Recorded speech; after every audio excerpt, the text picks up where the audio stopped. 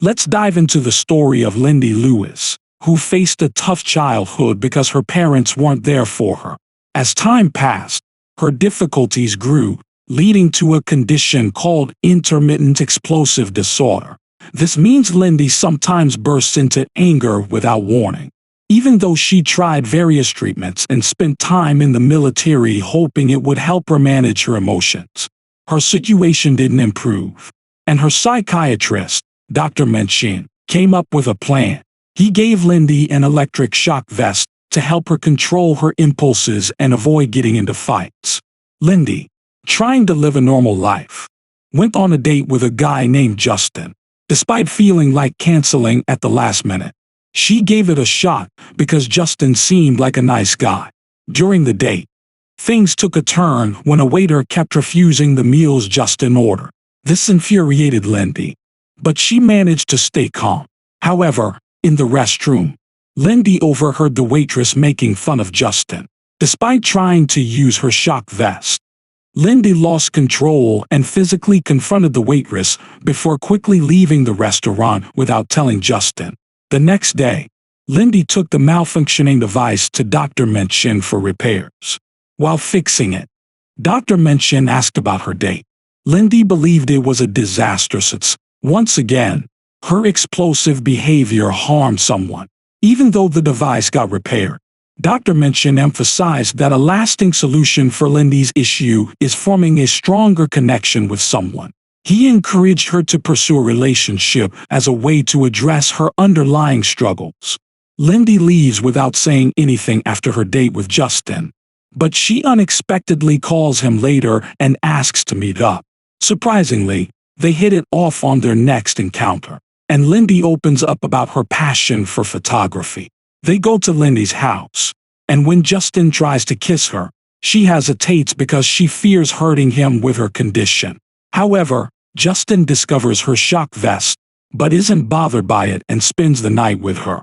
The next morning, Justin gives Lindy a camera as a thoughtful gift. Touched by the gesture, Lindy expresses her gratitude. Despite her initial reluctance, she talks to Justin about her disorder when he asks about her medical equipment. Lindy wishes he could stay longer, but Justin, an accountant, has to return to his office. Before leaving, he invites her to have dinner at his place. Lindy is thrilled by this unexpected connection and shares her joy with Dr. Menchin.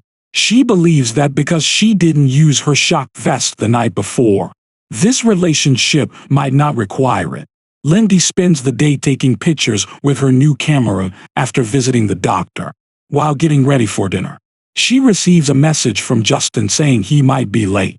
When she contacts him, Detective Vickers informs her that Justin has been murdered. Lindy goes to the police station, where Detectives Vickers and Neen tell her that Justin's lifeless body was found in a dumpster. Feeling that they aren't paying enough attention to the case, Lindy decides to investigate on her own. She attends Justin's funeral, mourning his death and reminiscing about the brief time they shared. Lindy meets Dr. Menchin again, struggling to manage her emotions, and he prescribes sedatives to help her calm down. When Lindy wakes up, she shares her concerns about Justin's murder with Dr. Munchkin. Lindy suspects Barry, Justin's customer, and is determined to investigate despite Dr. Munchkin urging her to let the police handle it. Undeterred, Lindy proceeds with her plan and leaves the clinic after issuing a threat. Despite worries that Lindy might harm someone, she contacts Detective Vickers and asks him to come to her place. Sneaking into the building as he leaves, Lindy takes Justin's belongings from the evidence room and finds his address in his wallet. She heads to his apartment to search for clues. Vickers calls her during the search, expressing his disapproval. He informs her that his partner, Neen, wants to arrest her but gives her a second chance as Neen is on her way. While searching, Lindy runs into Neen at the door, who charges her with murder and plans to take her to the police station. Lindy, with Vickers still on the phone, shares the phone with Neen and escapes after defeating her. She takes Justin's McLaren and speeds away from the parking lot, managing to flee after Neen and Vickers get into an accident. The next day, Lindy goes to a cell phone store and asks the manager to connect her with a hacker. She meets Andy, who wonders if Justin was involved in drugs. After checking Justin's phone, which he had wiped clean, Lindy discovers that the last 6 calls were from an arms dealer named Barry Grisari, whom Lindy believes was Justin's sole client. Lindy thanks Andy, takes the car key, and is determined to pursue Barry. At Barry's place, Lindy learns he organizes paid fights. Confronting him about Justin's murder, Barry refuses to share information and challenges Lindy to a fight with his 3 best men. Lindy agrees, and after defeating them, Barry's men try to assassinate her in the car. Lindy fights back, overwhelms them, and forces Barry to reveal that Justin was murdered by his boss. The story takes an intense turn as Lindy delves into a dangerous world to uncover the truth behind Justin's death. Gareth Fizzle is a powerful person, and finding him is tough because the government won't go after him.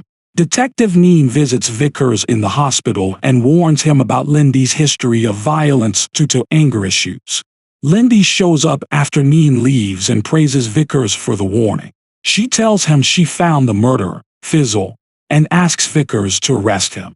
However, Vickers explains they can't act without evidence. When Vickers questions why Lindy is so eager to find Justin's killer, considering they only met a few times, she explains that Justin was the only really nice person she had encountered lately. Touched by her concern, Vickers gives Lindy Fizzle's address but warns her not to go alone. Neen tries to arrest Lindy while they talk, but she escapes again. Lindy goes to Fizzle's office building, where Delroy, Fizzle's security officer, offers to accompany her. However, he knocks her down in the elevator. Delroy questions her about why she's hunting Fizzle, and she assures him she's seeking Justin's killer but isn't a member of Justin's family. Delroy tries to spare her but takes her protective vest and forces her out of the building. In the car, Lindy realizes she left her protective vest behind and urges the driver to stop. When he refuses, she strikes him, causing an accident. Lindy escapes from the car and flees the scene. After recounting her adventures, she sees Dr. Munchkin again and demands another protective device. She then returns to her flat. After returning to her flat, Lindy discovers that someone has broken in. She goes in through the window and finds that Fizzle's men have set up a dangerous trap with a bomb designed to kill her. Lindy manages to disarm the bomb and takes the protective device with her. In a twist, she decides to stage her own death by planting another bomb in the flat. As Lindy leaves the building, she runs into Vickers, who wants to arrest her for her safety. However, her flat explodes, and the distraction allows her to vanish once more. Vickers tries to talk her out of going after Fizzle, advising her to let the authorities handle it. Lindy, however, feels they won't arrest him and continues with her plan. She makes it to Fizzle's office building but is captured once more by Delacroix. Delacroix brings her to Fizzle, who confesses to murdering Justin and many others. Lindy struggles to control her anger, and Delacroix knocks her out. When Lindy wakes up, she escapes and confronts Delacroix, forcing him to reveal the location of Fizzle's secret office. Confronted by other guards, a battle erupts. Lindy reaches Fizzle's workplace, only to discover that Fizzle has already been killed. In a surprising turn of events, Justin appears. He explains that he is a CIA agent who used Lindy to reach Fizzle indirectly. Dr. Minchin had recommended her because he works for the CIA, and his research is sponsored. Justin tries to torture Lindy with an electric shock, but it no longer works on her because she has become resistant. In retaliation, Lindy throws her bag at him and flees the building. Unfortunately, a bomb explodes, killing Justin. Lindy confronts Dr. Minchin, accusing him of manipulating her for personal gain. He apologizes, claiming he was unaware of Justin's plan. Vickers and Neen find Lindy arguing with Dr. Minchin, initially thinking she's trying to harm him. They shoot her in the leg, but soon understand she was handcuffing him to hand him over for arrest. Vickers admires Lindy's determination and transports her to the hospital. They assist her in covering her tracks, returning her confiscated device. Vickers asks Lindy out, and she agrees to think about it.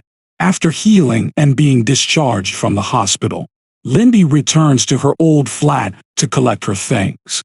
In a closing scene, a mysterious woman visits her, later revealing herself to be Justin Sr. Lindy has been under surveillance for years, and according to the woman, they want to use her rage to bring down bad people. If you're new, don't forget to subscribe for more recaps. Until next time, have a nice day.